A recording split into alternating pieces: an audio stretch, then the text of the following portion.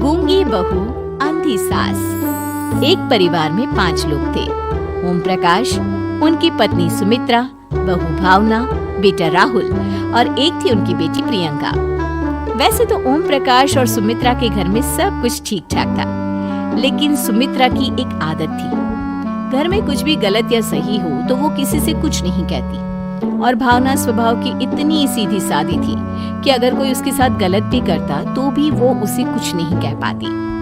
इसी के चलते प्रियंका और राहुल घर में मनमानी चलाते रहते, क्योंकि घर को संभालने वाली औरतें इस तरह से रहती थी जैसे वो गूंगी और अंधी हो।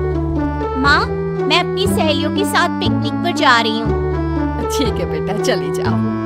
और मुझे आने में रात हो जाएगी, देर से ही आऊंगी मैं। अच्छा, कोई बात नहीं बेटा। अरे भावना, तुमको एक बार में समझ में नहीं आता क्या? नाश्ते में फिर से पराठे बना के रख दिए। कितनी बार तुमसे कहा है कि मेरे लिए ढंग का नाश्ता बनाया करो।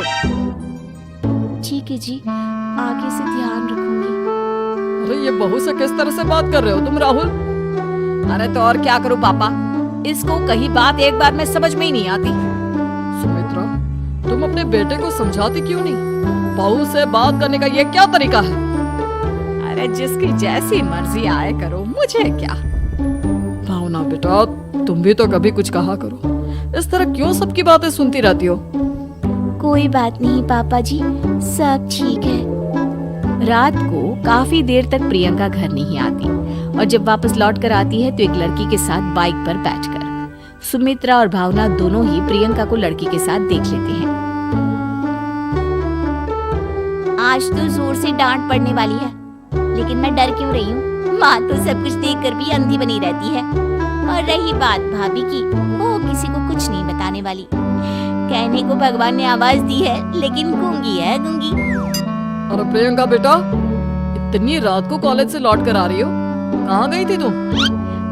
पापा, वो सहेली के घर पर थी, पढ़ाई करने के लिए रुक गई थी।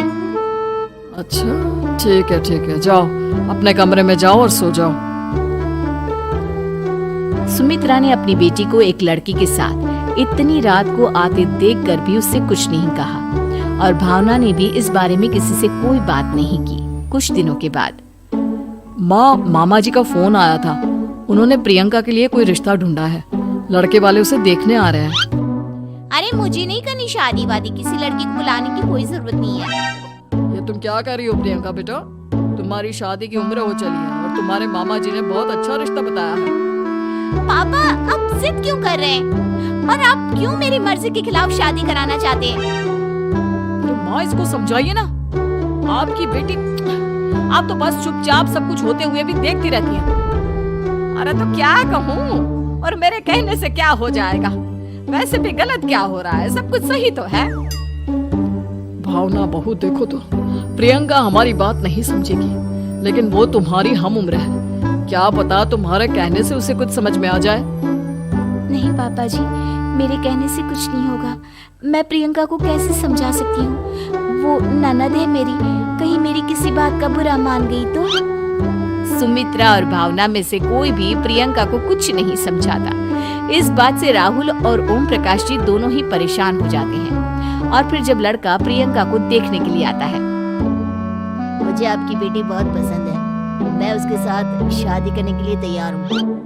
देखो, मुझे तुमसे शादी नहीं करनी, और ये बात जितनी जल्दी समझ में आ जाए अच्छा रहेगा। अरे तो फिर आप लोगों ने मुझे यहाँ बुलाया ही क्यों? माफ कर दो बेटा, वो हमारी बेटी जरा गुस्से में है। हम उसे समझाने की कोशिश करते हैं। हाँ, देखिए आप नाराज मत होइए, वो तो उसने बस ऐसे ही कह दिया होगा। अरे कोई ऐसे ही कुछ कहता है क्या? और ये आपकी पत्नी और माँ, ये दोनों इस तरह चुपचाप क्यों बैठे हैं, जैसे इस घर के मेंबर ही ना हो? आपके घर में सब कुछ ठीक तो है ना? अरे सब कुछ ठीक है बेटा। सुमित्रा, समझाओ ना अपनी बेटी को। अरे क्या समझाऊं, क्या होगा समझाने से? सब ठीक ही तो हो रहा है, गलत क्या हो रहा है? भावना, प्रियंका को अंदर लेकर जाओ और उससे समझाओ कि कितना अच्छा रिश्ता है। इतना अच्छा लड़का है, इस तरह से बिहेव ना करे। नहीं जी, मैं किसी से कुछ नहीं कह सकती जी। अरे अजीब परिवार है, मुझे तो यहाँ से निकलना पड़ेगा। इस तरह से तो आपकी बेटी की शादी किसी से नहीं हो सकती, जिसके घर की औरतें गूंगी और अंधी बनकर बैठ जाए। उस घर का कुछ नहीं हो सकता। ओम प्रकाश और राहुल सुमित्रा और भावना की हरकतों की वजह से बहुत परेशान हो जाते हैं। एक दिन वो दोनों आपस में बात करते हैं।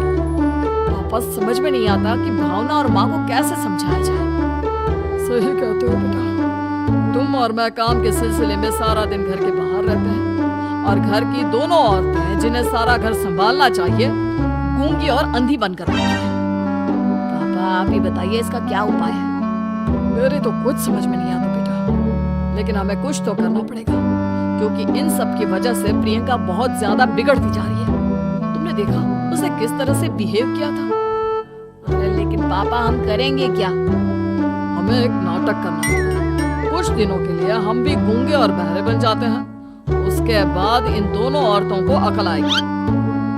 हाँ पापा, शायद आपकी बात ठीक है। हम दोनों हर बार बात को संभाल लेते हैं और इसी वजह से माँ और भावना कुछ भी करने की कोशिश ही नहीं करते।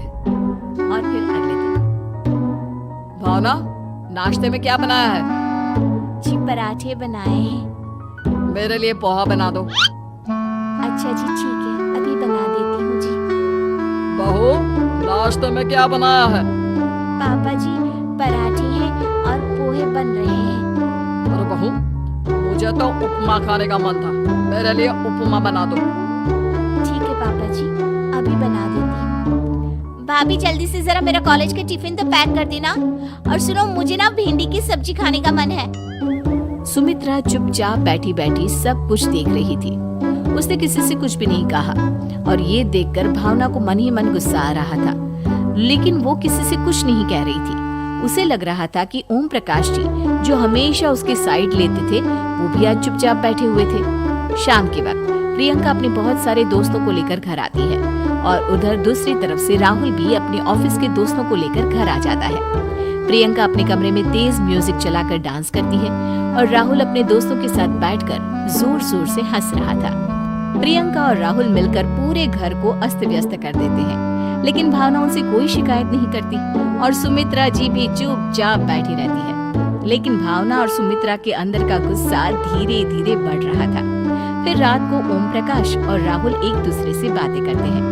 पापा, हमने इतना कुछ किया फिर भी भावना कुछ बोलती ही नहीं और माँ भी कुछ गलत करने से किसी को रोकती ही नहीं। तुम चिंता मत करो बेटा, इन दोनों के अंदर का गुस्सा भर रहा है और बहुत जल्दी बाहर आने वाला है। अगले दिन अरे बहू, ये कपड़े धुले हैं या गंदे हैं? पापा जी कपड़े तो मैंने धोकर ही आपकी अलमारी में रखे थे। मुझे तो साफ नहीं लग रहा, एक बार और धो देना। प्रियंका, मैं सोच रहा था कि तुम्हें उस लड़के से शादी नहीं करनी है ना, मत करो। एक काम करो, वैसे भी क्या रखा है शादी वादी में, तुम्हें जो लड़का पसंद है उसके साथ जाकर कोर्ट मैरिज कर लो। इस बार ओम प्रकाश और राहुल की बात सुनकर भावना और सुमित्रा के अंदर का गुस्सा जाग उठता है।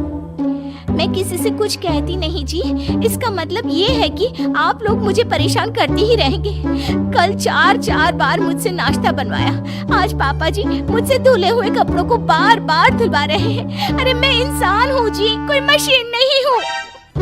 तुम दोनों ने मिलकर इस घर की कैसी हालत बना दी है और अपनी बहन को भागकर शादी करने के लिए कह रहे हो।